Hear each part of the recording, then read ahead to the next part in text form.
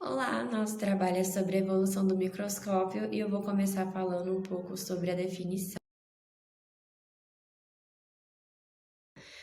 É um instrumento óptico com capacidade de ampliar imagens de objetos muito pequenos, graças ao seu poder de resolução.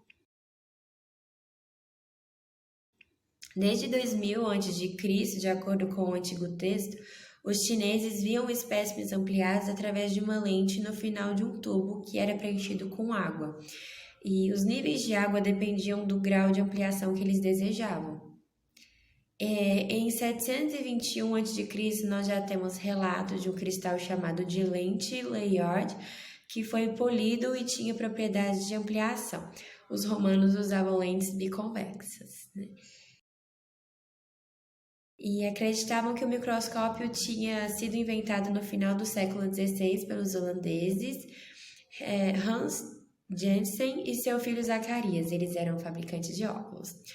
Ele consistia em 3 tubos cilíndricos usados para apoiar a ocular. As lentes eram inseridas no final desses tubos e a lente da ocular era biconvexa e a lente da objetiva era plano-convexa, uma combinação avançada para a época.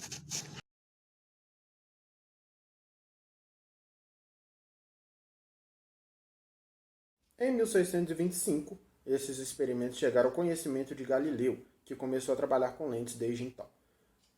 O crédito de ser criador do microscópio foi atribuído a ele, apesar de existirem várias versões desse fato. O microscópio naquela época era conhecido como um telescópio feito para observar coisas muito pequenas.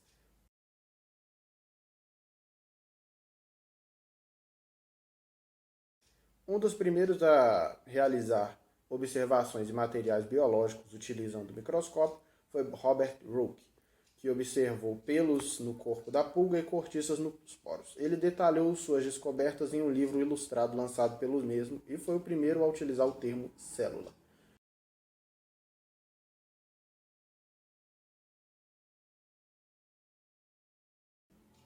Anton von Leeuwenhoek foi o neerlandês que também realizou observações de material biológico utilizando o microscópio. Entre as suas observações se destacam o fato de ele observar glóbulos vermelhos no sangue e espermatozoides no sêmen de animais. Ele também foi responsável pela descoberta dos micróbios, que também são conhecidos como micro-organismos.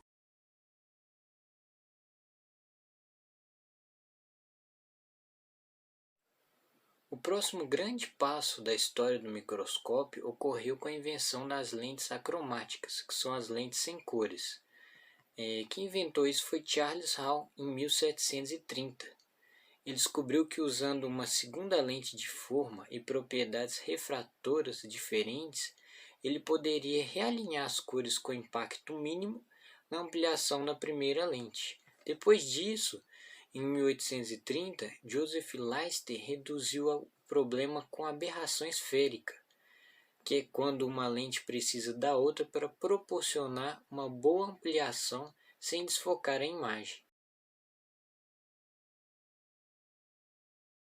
Já em 1863, a empresa de Ernest Lister, fabricante de microscópios, introduziu o primeiro revólver giratório com 5 objetivas. Objetivas são aquelas partes do microscópio que proporcionam a ampliação da imagem. Mais tarde, Ernest Abbe, dono da empresa, desenvolveu um conjunto de 17 objetivas, incluindo 3 de imersão.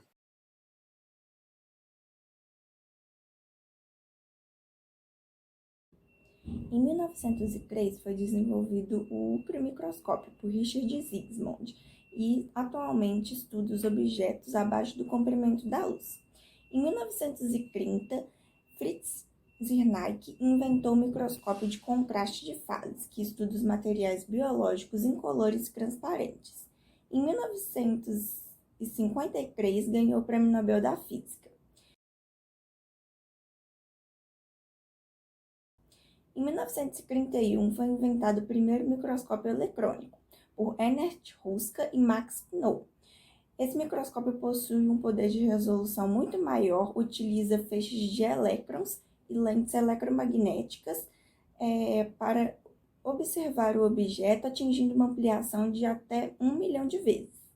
Já o microscópio óptico utiliza a luz.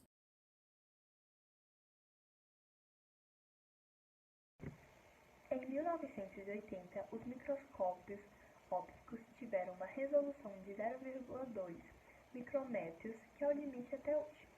Em 1981, Gerd Brini e Heinrich Hoher inventaram o microscópio de tunelamento por varredura, que mostra imagens tridimensionais de objetos a nível atômico.